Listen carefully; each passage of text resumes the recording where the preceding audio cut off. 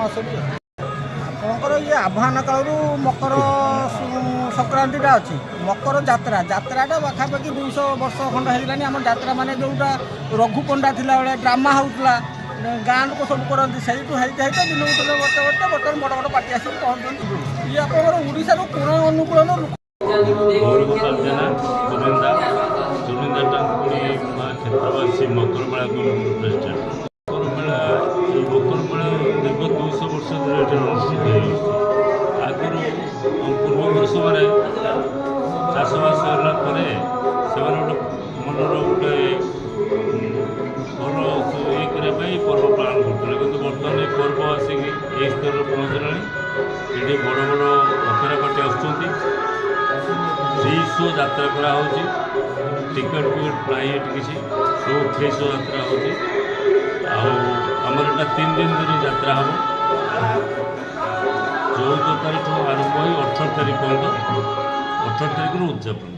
ମକରମେଳା ପ୍ରଥମେ ହେଲେ ଆମର ଯେଉଁ ଗ୍ରାମଦେବତୀ ମା କ୍ଷେତ୍ରବାସୀ, ସେ ହେଲେ ଆମ ଅଞ୍ଚଳ ଗ୍ରାମଦେବୀ ପ୍ରତ୍ୟକ୍ଷ ଦେବୀ। ତାଙ୍କରି କରୁଣାରେ ଏ ଅଞ୍ଚଳ ଚାଲିଛି। ସମସ୍ତଙ୍କର ବିଶ୍ୱାସ ଏ ମାଆଙ୍କ ପାଖରେ ଯାହା ମନସ୍ଥାନ୍ତି ସେମାନଙ୍କର ପୂରଣ ହୁଏ।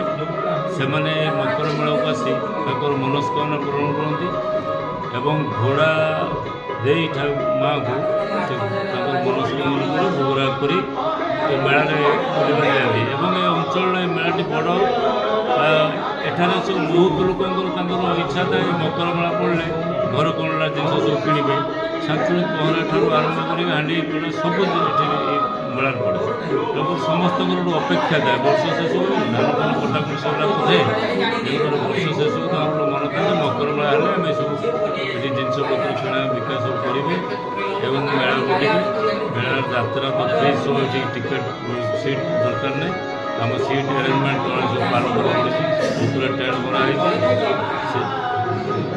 ବିନା ଯାତ୍ରାରେ ଏ ମେଳା ଆମ ଏ ପଞ୍ଚାୟତ ନୁହେଁ, ଭଦ୍ରକ ଜିଲ୍ଲାର ଗୋଟେ ନାମକର ମେଳା ଏଠି।